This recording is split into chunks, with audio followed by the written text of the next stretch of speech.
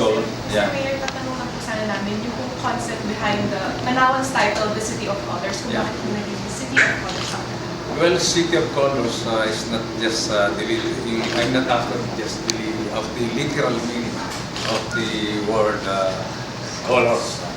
Of course, just to at least to show that we are the city of colors is to paint first. What we are doing is we are painting all our government buildings in bright colors, no? But it's not limited to that. Yung colors is may mga sabi nga colorful lights of the Talaveños, like even native Talaveños and adopted Talaveños, just like Mr. Bilen, for being a benevolent member of society. And I consider him a Talaveño, just like me. I'm just a transplant lang. Transplanted from Nueva Ecija. I am a native of Nueva Ecija. I was born there, and then I migrated here. I got married to Talaveña, and that's how I became a Talaveño. So yung City of Colors, meaning the history of Tanawan, the people who made Tanawan famous and known, like the Laurels, the Gonzales, Castillos, the Mayugas. These are the personalities whose lives are colorful. So sabi ko, Tanawan City of Colors, not limited only to the color of the buildings. Even yung mga istorya ng bayan na to, it started somewhere around Taale, no? But they call it Umbol. Then it was because of the eruption of the Taal volcano, it was transferred to Sala, then later to Bañadero, and then ito yung Valley Fourth location ng City Hall, which is the fourth location of the city. So meaning, hindi ganun kasimple. Even the history of Tanawan is medyo colorful. No, made colorful by events. No? At where it is now, hindi lang basta-basta nangyari. May mga pangyayari na medyo colorful. Medyo maistorya. Hindi ganun kasimple. Yung ibang mga bayan, pag na-found na ganun, ando na. Pero ang Tanawan, nagsimula doon, natabunan ng mga abon ng galing sa bulkan, lumubog sa tubig. No? At ngayon, bumabangon unti-unti. And then I'm hoping that we will be bringing progress and development to the city through proper administration. So, ganun lang. Hindi simpleng color. And then of course, I came up with the idea of calling it the City of Colors kasi ayoko namang the City of Tawilis. Ayoko nang tatawag the City of Tulingan. Para hindi maganda. While other cities are iba sa Tawila. Of course, there is Lechon in Malaya, flowers, City of Flowers, sa Zamboanga. I want to come up with something unique and fresh. That is why we've been coming up with events in Tanawan since I assumed office.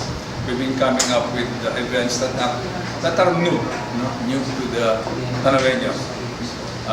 Iba-iba. We had our first dragon boat race in our lake shore. We had our first fireworks display, this December, that the one. And then we'll have our first in the Philippines, the Parade of Lights, which of course will be participated in by Faith, and I'm glad that Faith is still always helping us in making our events successful. Have I said enough? Sir, going down to these events, what do you think is the significance of the donation of the statue to Tanaweños like us? Well, of course, Apolinario Mabini is a national hero. And so we own the distinction of having raised a national hero. The brains of the Katipunan, brains of the revolution. Katipunan was Emilio Jacinto. And so Apolinario Mabini is the brains of revolution. Well, of course, the life of Apolinario Mabini is colorful because of him being a bright lawyer during his time, despite the sickness, the affliction of sickness. He still emerged as a brilliant leader of the revolution. Something, yung kanyang his life was something that should be emulated by all the Tanawenses, willing to sacrifice their life, willing to contribute to the progress of the city. Okay, so his life should be, and then of course the statue should serve as a reminder to even to the future Tanawenses that there is one fellow, one Apolinario Mabini, who was born and raised in Tanawan, and he contributed much to the welfare of the people during his time. Here I only have one last question for you.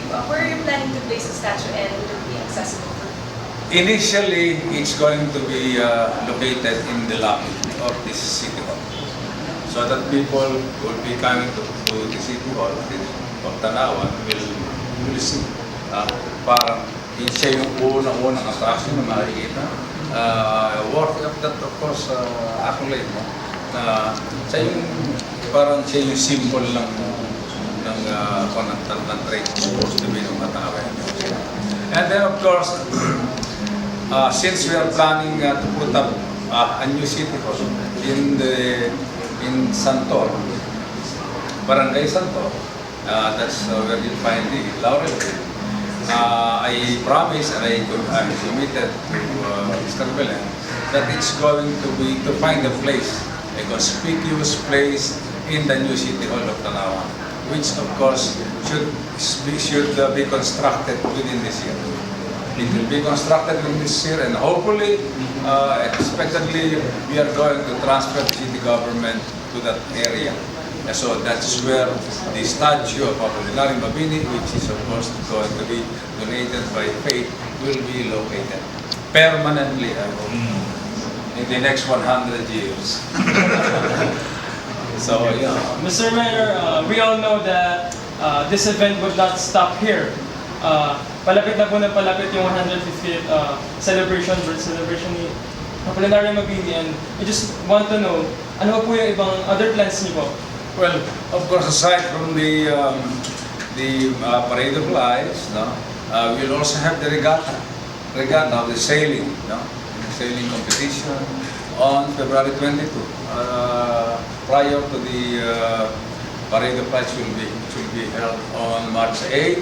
There's going to be the celebration of the birthday of President Jose P. Laurel on the 9th, and then of course the cityhood on the 10th. So yun ang mga events that will happen in Tanawan. So after that, of course, we'll come up with other events to be held in Tanawan, so that because our intention is to put Tanawan in the map, especially in the tourism map.